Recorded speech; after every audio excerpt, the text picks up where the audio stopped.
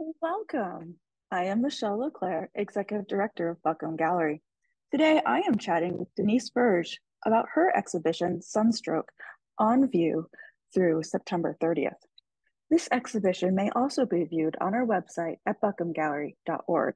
Denise Burge's work addresses how our ideas about certain places represent a sort of cultural fantasy, a romantic collage of impressions and desires which ossify into a psychological space that, in fact, is no place at all. She is most interested in the element of the tropical as a representation of leisure, vindicality, nascent life, immortality. Every summer of her youth was highlighted by a trip to South Carolina coast. The profuse tropical plants, the tawdry neon party down boardwalk promenades, and the mysterious waterways themselves struck her as otherworldly and sensual. Before we join the conversation, I would like to say thank you to our incredible audience, whether visiting the gallery in person or viewing these videos online, and to all the artists who submit to our exhibition calls. I appreciate you. Next, I would like to say a big thank you to the individuals and organizations who support Buckham Fine Arts Project and Gallery, including the Charles Stewart Mott Foundation, the Michigan Arts and Culture Council, and the National Endowment of the Arts. The Greater Flint Arts Council Share Art Genesee Grant Program, made possible by the Genesee County Arts Education and Cultural Enrichment Funds. Your tax dollars at work. Thank you. Buckham Gallery is pleased to present the work of Denise Burge and her solo exhibition, Sunstroke. Denise received her MFA in painting from the Virginia Commonwealth University in 1991 and has since taught at the New York State College of Ceramics and the University of Cincinnati, where she is a professor of art. She teaches courses that range from seminars on film theory to fiber art and animation. In 2007, she was awarded the Joan Mitchell Foundation Award for Visual Art. She has received multiple Ohio Arts Council Arts Awards for individual artists and has been awarded competitive funded residencies at the Fine Arts Work Center in Providence, Massachusetts, at the Headland Center for the Arts in California, and the Joan Mitchell Center in New Orleans. Recently, Burge combined solo work in the quilt medium with collaborative work in video and installation. Welcome, Denise. I am so pleased to have this opportunity to learn more about you and your creative practices. So welcome. Thanks. Yeah, thanks for having me. This is really great. Yeah. So I absolutely love, and we'll get into this later, but sort of this the way you captured sort of the personality of a place in your works. And I just wanted to say that right out front. And I like to start the conversation by learning more about your background, like where you're from and what led you to art making. Okay. Yeah. I was really lucky because my mom grew up drawing on anything she could get her hands on. And she never went to school for art or anything like that, but she loved to draw. And so I think she was very excited when I started copying her drawings as a child. And what was very supportive of me being an artist, no matter what that meant. I was more, a worry in my mind as to how I would make a living being an artist, but it was kind of an act of surrender to study art and just trust that I would be able to make my way in the world. So now I teach, and it's a wonderful job for me because it's not that I have to sell art to make my living, but I still am expected to make art, and it satisfies that constant drive that I have to make work. I've always wanted to be an artist. Yeah. Oh, I love that. Having that support and encouragement from Yeah. such an early age. Yeah. And where did you like grow up in sort of your formative years? So we came from North Carolina, my Hmm. family, sort of the rural part, lower middle class. I meant to mention too that I learned a lot of needlework techniques from my aunt, who was also very close to me, just along with my mom. But yeah, we grew up, and what I feel like this work is returning to is that childhood era when we were going to Myrtle Beach every summer. And for me, that was so exotic and so exciting, such a shift from, being in North Carolina to go just one state south to South Carolina. That's what we could afford. But we could not afford to live or to stay on the beachfront. So we were always, one or two blocks back. And so those memories are really potent to me. And that's kind of what I've been mining in this most recent work. And that desire for being elsewhere was always there in my childhood. I lost my father when I was 6, and I think it brought a sort of a kind of a melancholy into my childhood. But the trips to South Carolina provided this exciting other place that I could go to and escape. Oh, yeah. wow. Oh, it's nice you were able to continue that tradition, and have that place to continue visiting. Yeah. Yeah, Wow. it's interesting as a 60-year-old artist to be, finally making work that feels more autobiographical than any other time. But it also connects to my larger just fascination with our romantic attachment to the landscape. When I was in my college years, I went to Carnegie Mellon for a short time up in Pittsburgh.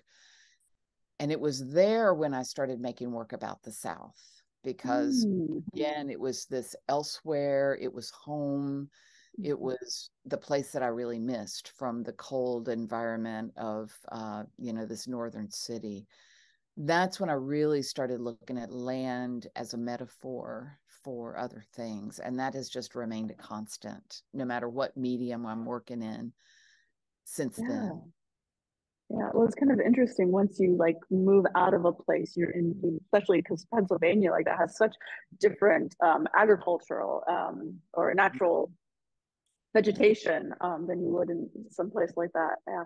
Well, so I wanted to bring this up because it's hard to hear about the work without starting to see it. We were talking about, you brought up the stitching, which here we have these like large scale quilts. They're, I don't know, in a way they're like quilted paintings to me. But so, and then we talked about sort of place. So here we have some installation views of your work, which include the paintings, the quilts, and the ceramics. And the title is Sunstroke. So maybe you could speak on the title and how it relates to this body of work. Yeah, it's funny because when I came up with that title, I thought, oh, I love this because it implies overexposure or too much of a good thing. And the notion of the worship of the sun being kind of aligned with the type of landscape that I'm currently making work about, which is tropical, semi-tropical landscape, particularly American semi-tropical landscape. That idea of indulgence and overindulgence and decadence. So I liked a little bit of the comic edge of that word as well. So yeah. Well, you say with sunstroke, we talk about that like idea of like overexposure sundress, but I noticed several of your images, they really seem like you're using more of a dusk or a sundress locations that appear to be captured at dusk and like it's half light hours. I don't know. I was wondering if that was intentional in setting the mood or to evoke a different emotion about the location.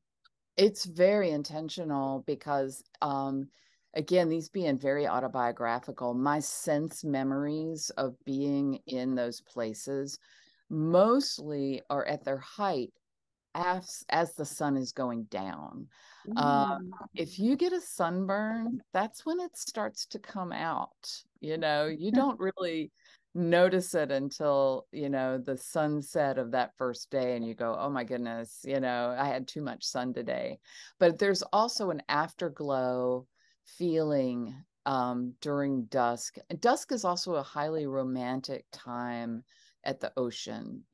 Images of coastal regions often are not set in the middle of the day, when the sun is its brightest, but they're set at that dusk hour when, the day is waning and there's a sort of a melancholy to that, but the night is coming on, and the excitement of being in the ocean region at night, the sort of party atmosphere. And I always want to refer to that party atmosphere somehow, or that kind of touched by tourists quality, either touched by tourists or the lived in environment. So here in this image, this is a kind of a complex image, because not only are there all these sort of stickers that you see everywhere in cities, but there's also a form that looks kind of like a stone form, which is a direct lift from a Picasso drawing called Vanitas. Oh. And that's why this piece is called Pablo. And this was a drawing that he did in the 40s, which I really loved. It was this period where he was sort of fantasizing about, primitive forms, and with all the problematics of that included. And I imagine taking that and just making it a real shape in a space, and then having it covered with stickers like everything else is in the vernacular world, and graffiti and things like that.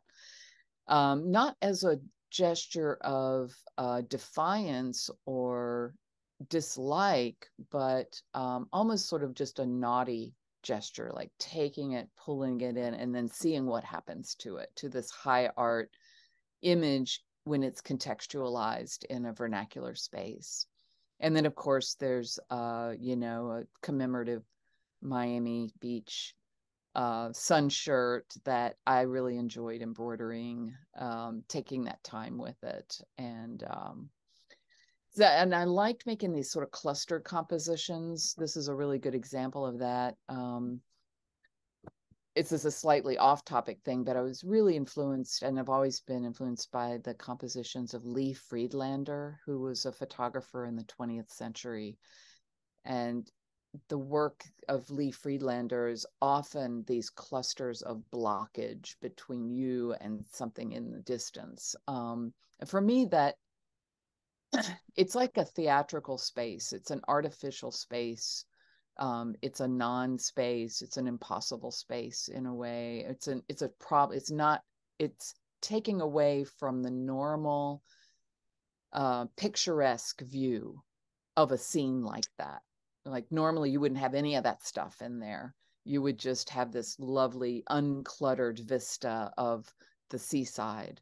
Mm-hmm. But I'm always wanting to include the reality of those spaces in my imagery, so that you're reminded that, that uncluttered vista is a theatrical illusion. And it's rare that you actually see a space like that when you go to a beach area.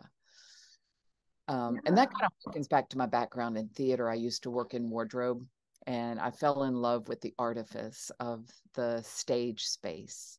So I think of these as sort of, cluttering up the stage.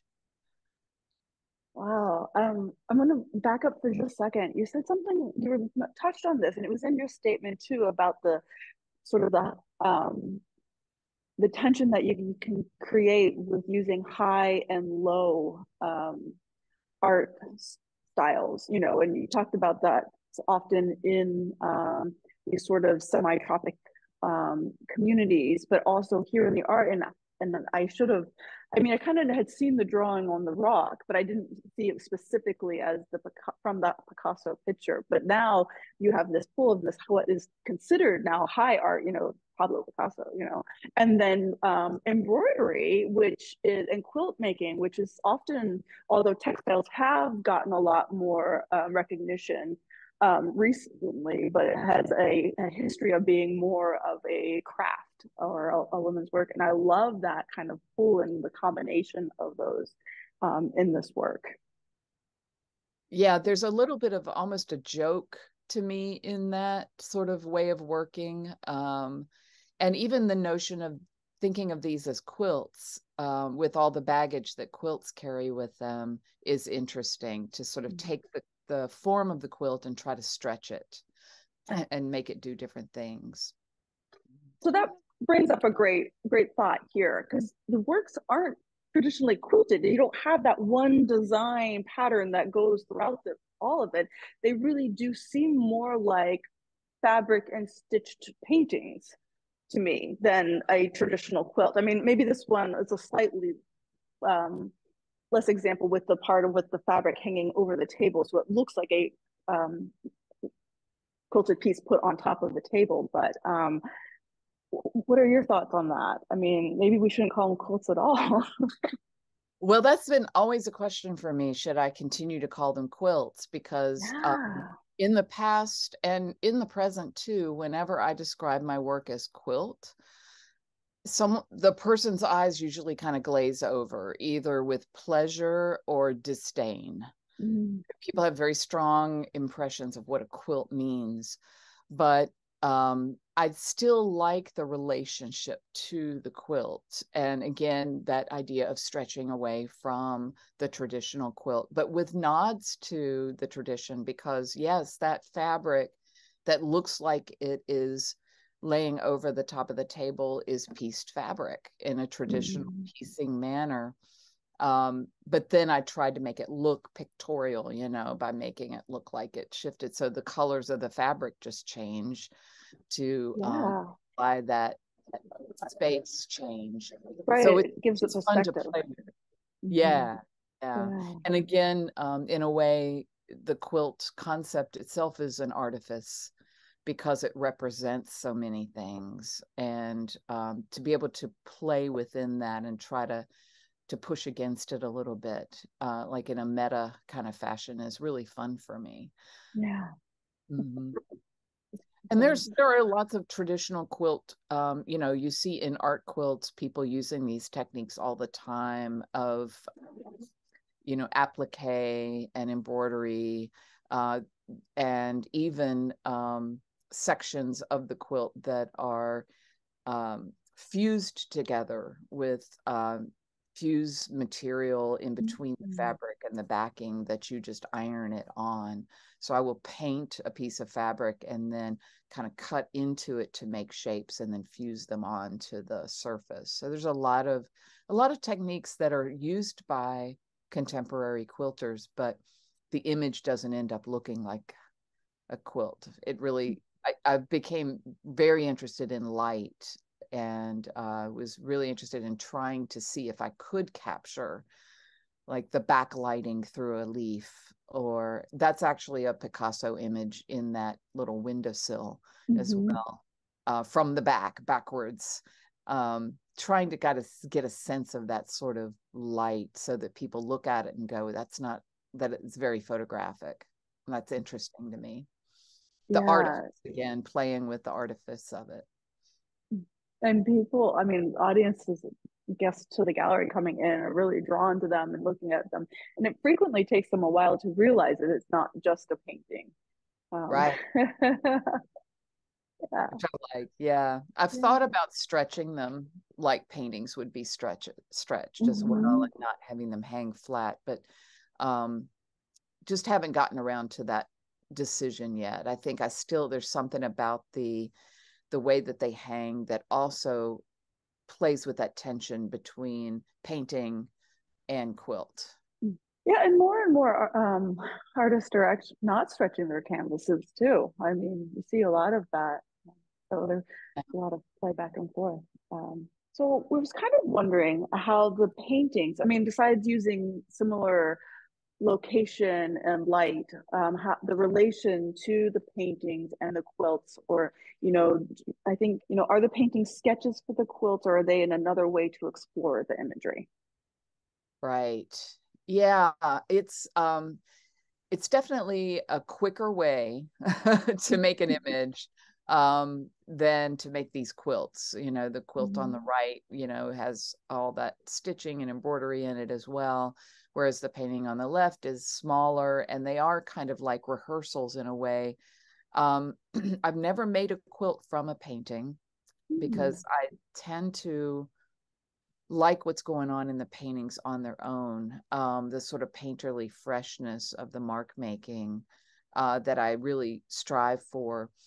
That's one thing I wish I had more of in the quilts, frankly, is a sort of a painterly quality. And I've thought about even incorporating printed imagery into the quilt. Right now I'm working on a giant quilt of a yard, of just a weedy, nasty, weedy yard. And I've been thinking about painting things on paper small, blowing them up, printing that onto fabric, and then reincorporating that back into the quilt. And so that's sort of a ledge that I'm standing on right now. But you know, a thing that I don't have in the paintings is that super slow, you know, detailed embroidery. And I think for me, both of those approaches, both of those strategies remind you of the surface of the image. That's very, very important to me. That, again, theatrical artifice, that you're looking at a surface, you're drawn into a sense of space, but then something or other pulls you back to the surface. And it might be a really like quick mark of paint for something, or it might be a really slow building of surface. So even though they are different, they kind of accomplish a similar goal for me. Just on an average, the quilt's this size. How much time, you know, or how long does it take you to complete the work?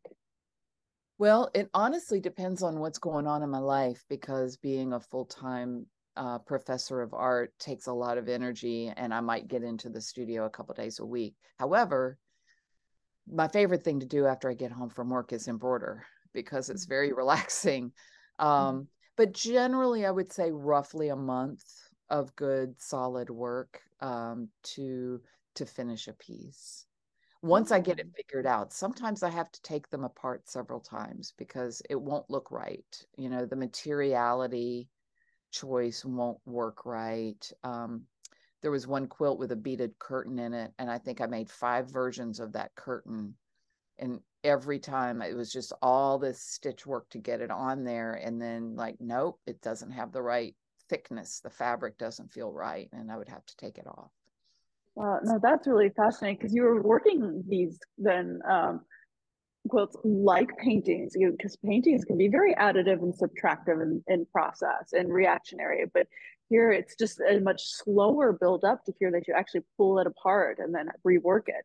That's fascinating. Yeah. Wow. It's a big challenge sometimes, but sometimes they fall together. The quilt pressed here just came right together.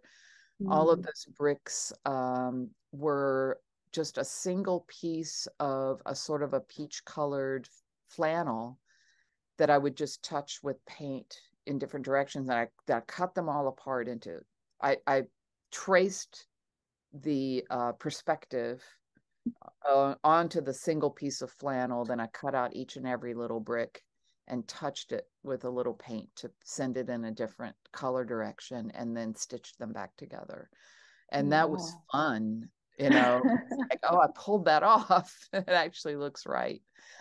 And then the disconnect with the lines on the road in the back is on purpose as well. That actually does not make spatial sense, even though it looks like it does at first. I'm also very interested in the wrongness of space, breaking space, making it feel right at first, but then not being right.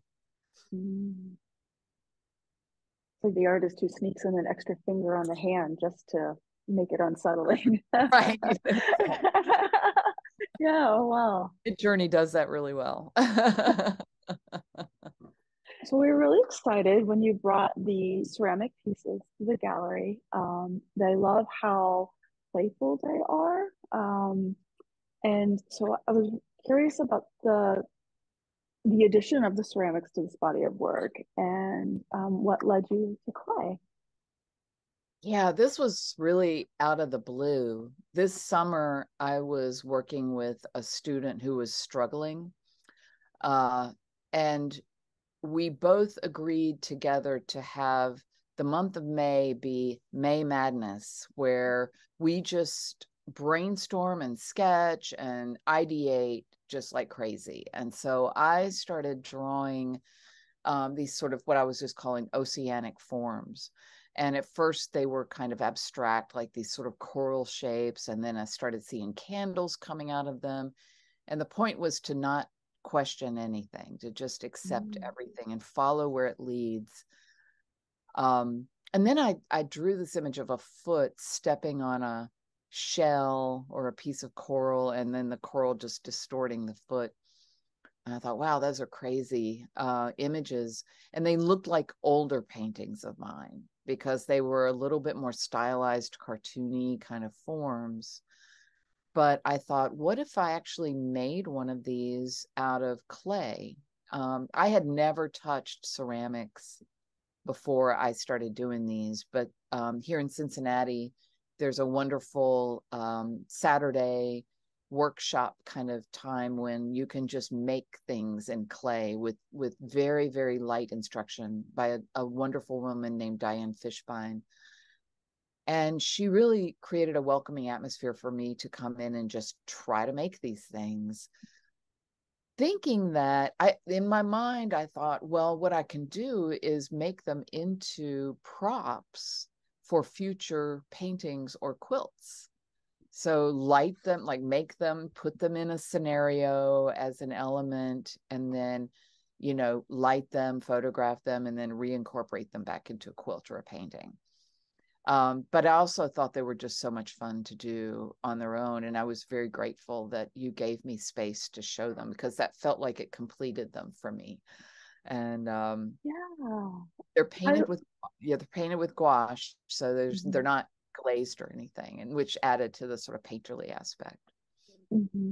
Well, I love how they sort of relate to the paintings and the quilts without being just a copy of something in them. They look like they exist in the same world, that you would find in one of these, beach communities. Yeah, Yeah. it's like some very weird souvenir shop items. And I love going to those souvenir shops, and I've always wanted to include, some of the keychains and things like that in my work. And sometimes I do, but most of the time I'm not inspired by the forms in the gift shops enough but I could see putting one of these into a painting. That would be really fun. Yeah. Repaint them. Yeah. So we spoke a little bit about the importance of place and the personality that you are capturing. And these sort of made me think a little bit to how you said your family stayed a couple blocks away from the beach. So you would see these, homes, and as you were coming up, it's not just the sand dunes and sun-drenched areas. The thing where there's obviously people living here, there are no figures in your landscapes. We have running water coming out of this hose on the right, but where's the person? I mean, could you talk about your choices here? That's clearly intentional. Yeah. Choices. Oh man, the temptation is so strong to start bringing people in, and there's something a little more haunting about them without people. But I drive around these spaces. I've taken the trip to Miami and driven all over the city and taken hundreds of photographs. And the painting on the left is based on Miami. The painting on the right was from Folly Beach in South Carolina, a real funky, grungy little beach town. And I have definitely taken, to me, very iconic photographs of beachgoers. They're almost like goddess figures and god figures to me. Figures laden with, where you can't even see the person because they've got so much gear in their arms trying to cross the street. And I've did a little side trip one time and painted a few sort of stylized figures, but they just weren't satisfying to me. But I have a feeling they're going to make their way in somehow. I took a photograph on one of my last trips down of a silhouette it was a shadow of a palm tree hitting a building, and a girl lit from, and she looked like a silhouette, and her hair was kind of flowing in the breeze, and it looked like she was imitating the palm tree. And I Oh, thought, oh man, I would just wow. love to paint that, because it just felt exactly like what I wanted. Like because I think about the human body and my physical relationship to those spaces, and how I feel more connected with my own, sensual body when I'm in spaces like that. But Mhm. it is interesting that there are no figures in. I don't have a good answer for it, but I do like quiet. There's something that happens when there's a figure in it. You pay attention to the figure more Right, than this is the much space. more about the place. Yeah. For me, Um, it's very much about the place. Yeah. mm. But I'll probably will end up doing a series of figures at some point, because I've just found too many good people out there in the world. Yeah, or I could almost imagine you have to work with a theater company, but large paintings or quilts used in sort of to set the stage, and then have where it would be an appropriate, depending on the story of the play, where that they then would act in front of them, or in the, Oh yeah. depending on the layering. Oh yeah. That's a great idea. It That's going to is. bring you full circle right back to theater. That's a Yeah. Oh, great I love idea. theater. Yeah, I love that. Oh, me too. Me too. Yeah. Well, And you make okay. I'm clothing writing that too. down for my next project. Go for it. And I noticed on your Instagram you make clothing also. I mean, so you could even do the costumes. Yeah, It could I have. all. Oh my gosh. Yeah. I have a side project with two other women that we call the Maidens of the Cosmic Body Running. Ooh. And now our work is also about the romance attached to landscape, but we have not done work about the beach at all. Our most recent project was about the concept of the moon over the river. Mm. So we did a year-long project that included a lot of video, which is another medium that I work in. And we also made what we call tools for relaxing as you imagine the moon over the river. And so I made a whole lot of caftans, and we made jewelry, all types of clothing that we made that you could wear that was dyed with paint to look like river water, and was covered in almost like doodle type silk screens.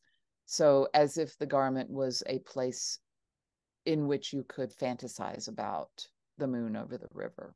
So, yeah, I Oh, definitely could do a whole theater piece. yeah. Well, what are caftans? That was not a term I'm familiar with. It's generally kind of a square garment, or it's like a rectangle with two kind of sleeve shapes that are also squares. So it's really simple, really roomy.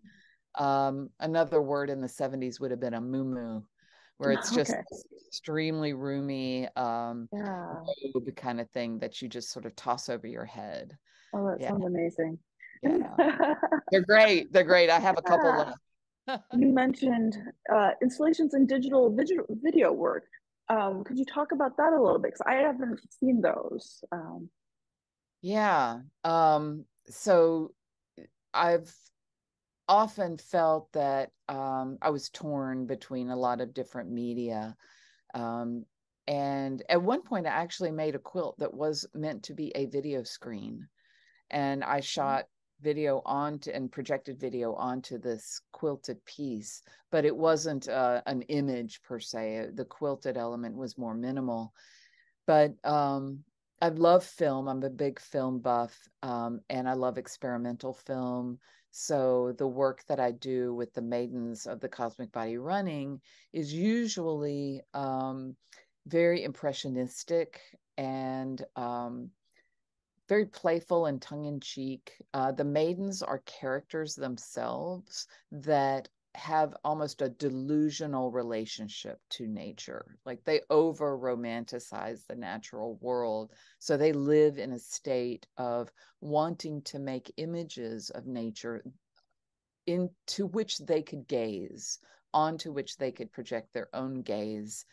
And so we make videos that you can experience as a viewer becoming part of the tableau. We actually hooked a giant rug that we use on the floor in front of our video projections that you're meant to lay on. So when Oh, someone comes wow. in, they see the viewer lying on the rug looking at the video.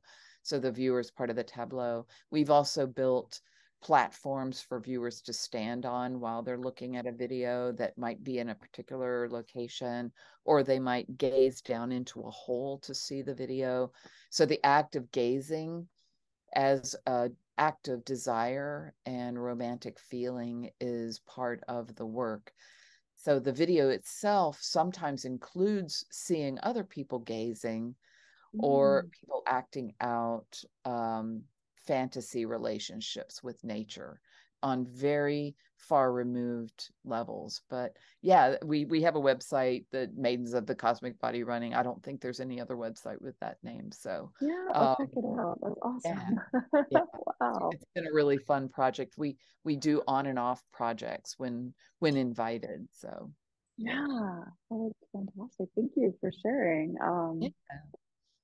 I don't know if this is now redundant, but I was my last kind of question was outside of, either childhood trips to the beach, what are some of your current influences on your work? But we've now talked about these different nature and projects, but is there anything else of, either what you're looking at now for influence or anything like else to share?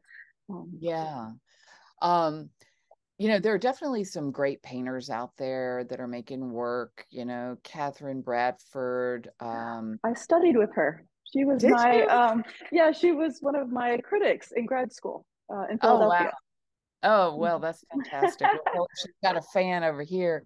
Um, Yeah. uh, there's a lot of painters that do work about vernacular space, like Woodrow White is another painter who does very stylized paintings about city spaces in a really nice touch.